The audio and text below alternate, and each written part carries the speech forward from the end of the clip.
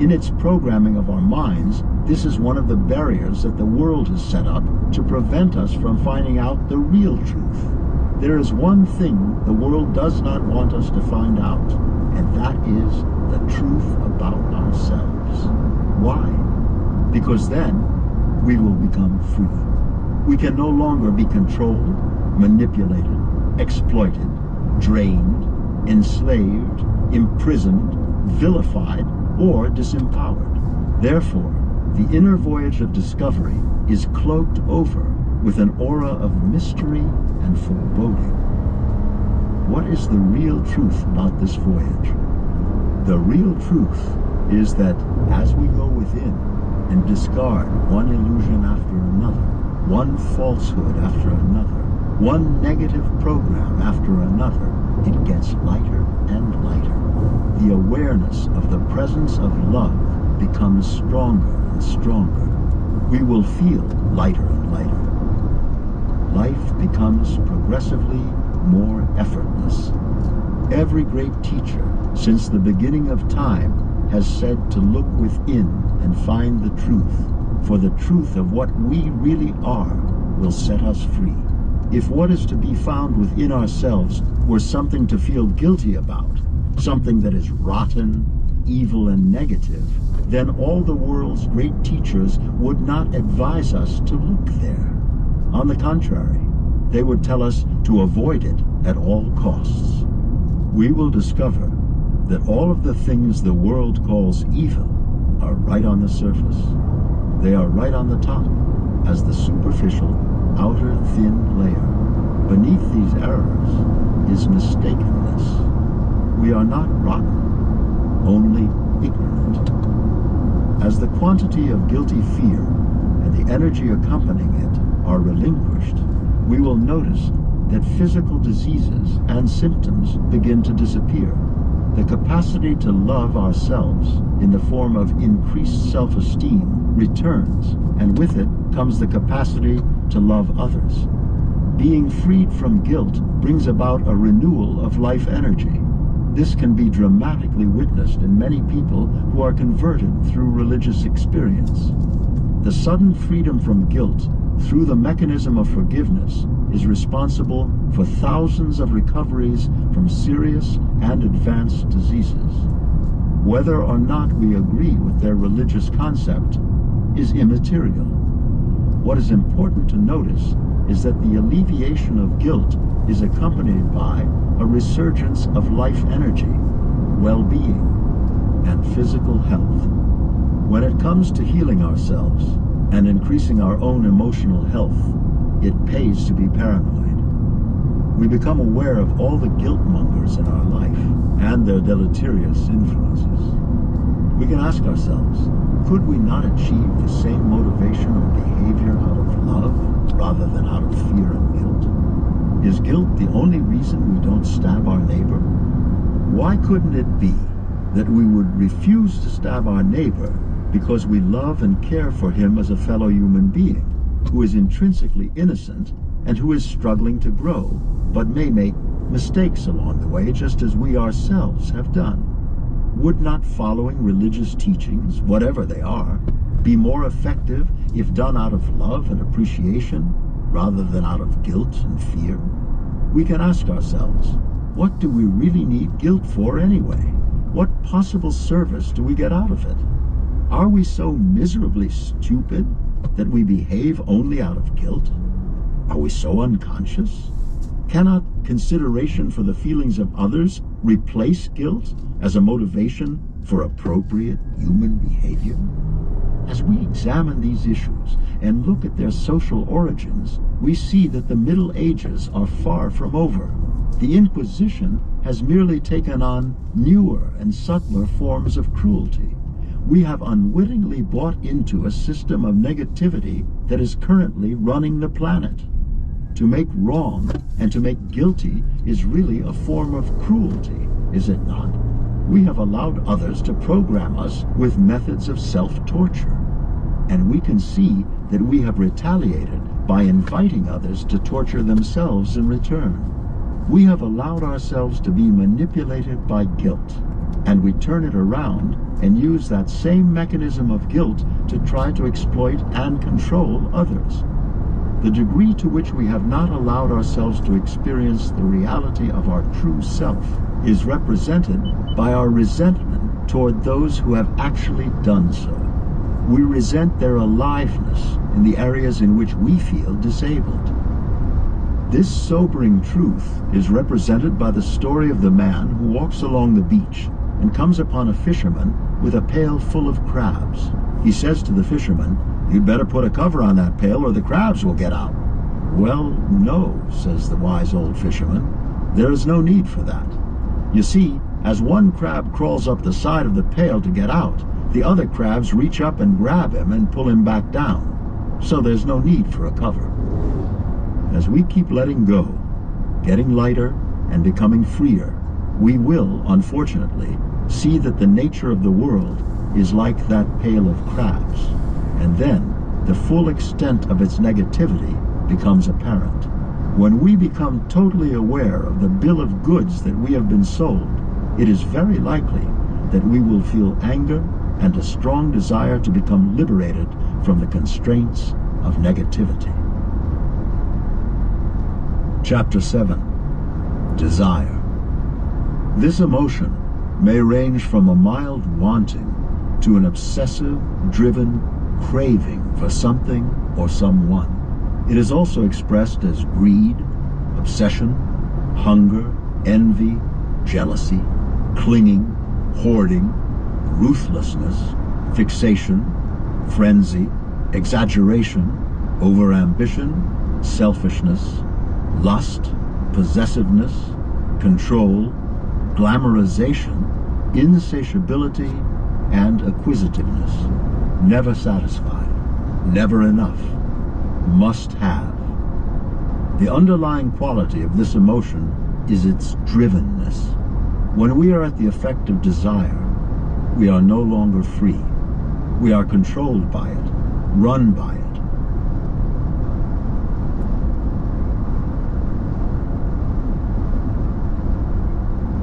Deyirəm, gözəlliyə bir baxın, fikir verin. Özümü demirəm ya, buradakı təbiəti deyirəm. Dəhşətdir, bax.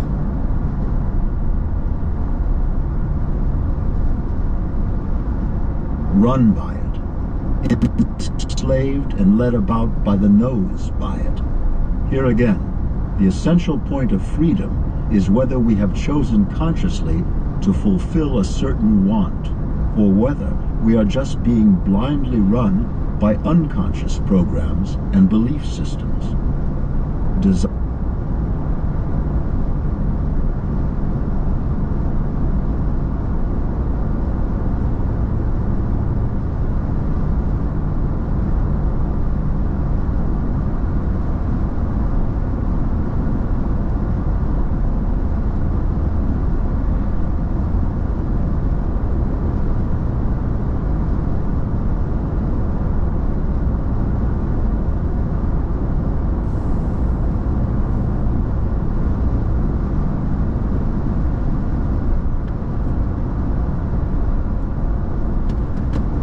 Desire as an obstacle.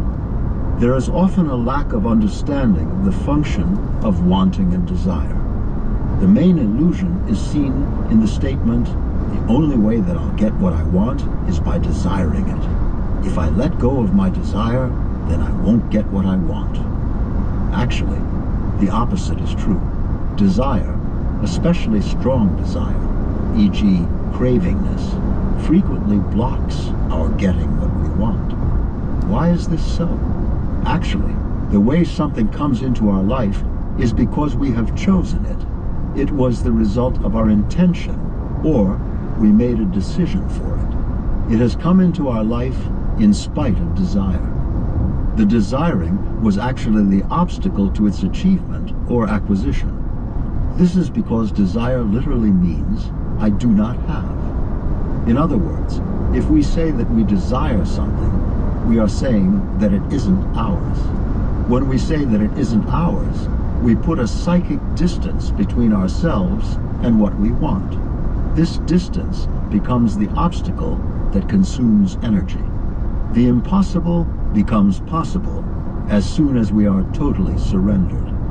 This is because wanting blocks receiving it and results in a fear of not getting it. The energy of desire is, in essence, a denial that what we want is ours for the asking. This is a different way of looking at achieving goals than the one we are used to from the programming of our world. We are used to picturing ambition and success as being associated with hard work and the classical Protestant ethic virtues. These include self-sacrifice, asceticism, great expenditure of effort and endeavor, keeping our nose to the grindstone, tightening our belt, buckling down, and all the grimness of hard work. When we look at this whole picture, it sounds arduous, doesn't it? Well, it is. It involves struggle, and the struggle results from the block we have put in our own way because of desire. Let's compare the arduous, lower consciousness way of achieving goals with a higher state of consciousness in which we have acknowledged and let go of the desire and are in a freer state. In a freer state, that which is chosen manifests in our life effortlessly. We surrender the emotion of desire and instead merely choose the goal, picture it lovingly, and allow it to happen because we see that it is already ours.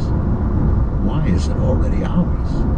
In a lower state of consciousness, the universe is seen as negative and denying, frustrating, and reluctant. It is like a bad, stingy parent.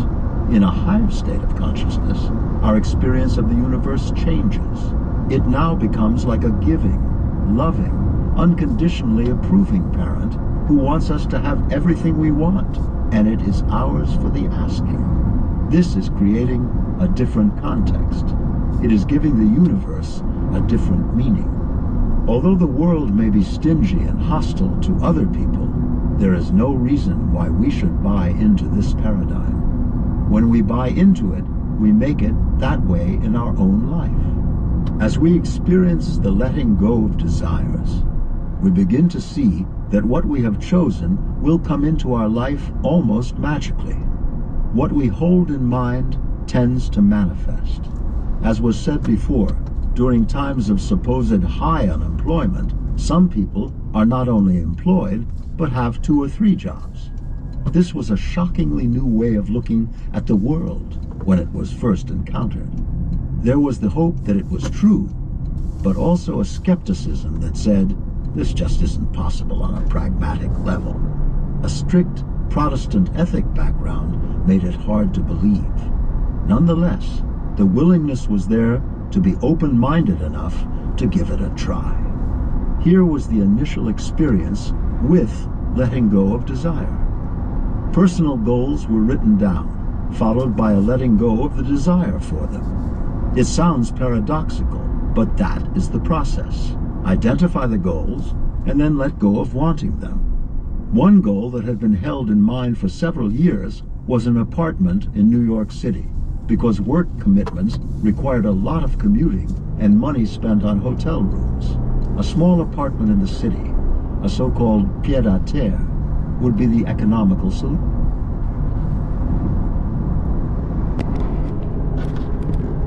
Deməli, bugünkü boş videomuzda da gördüyünüz kimi yolu çəkdim.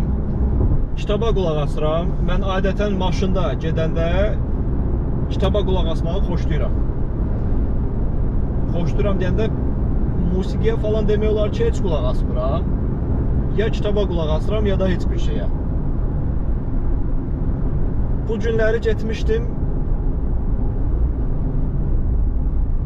maraqlı bir yerə. Allah qoysa ayın 27'si, bu günləri ayın 24'üdür. Ayın 27'si 3 gün sonra bir video gələcəkdir. Elə bu formatda çəkəcəm. Çox yaxşı şeylər olur həyatımda, çox şükür. O müsbət şeylərin hamısını Allah qoysa bir qəşəng bir videoda, elə maşında çəkib göstərəcəm sizə. Videonun davamını da artıq çəkərəm, çünki şey yaxşıdır, mənzərə çox yaxşıdır, mənzərə dəhşət gözəldir. Axşam çağı çıxmışam. həm mənzərəyə baxarsınız, həm də qəşəng kitabdır. Yeni bir kitabdır. İngilis dilində qulaq asıram. Adı Let It Go-dur. İnsanlar nə üçün qorxurlar, insanlar nə üçün stresə düşürlər, insanlar nə üçün pis hiss edirlər. Bax, o haqda danışır, o haqda söhbət edir. 20 dəqiqəlik yolum qalır. 20 dəqiqəlik də bu yenə videonu davam eləyəcəm. O müddət ərzində də həm kitaba qulaq asacağam, həm də bax sizdə həmin bu yola qonaq eləyəcəm ki, baxın, həm yolu görün, eyni zamanda da kitaba sizdə qulaq asın. Getdik.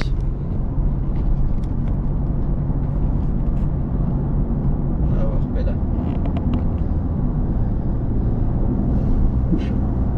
Apartment in New York City was written down as a goal.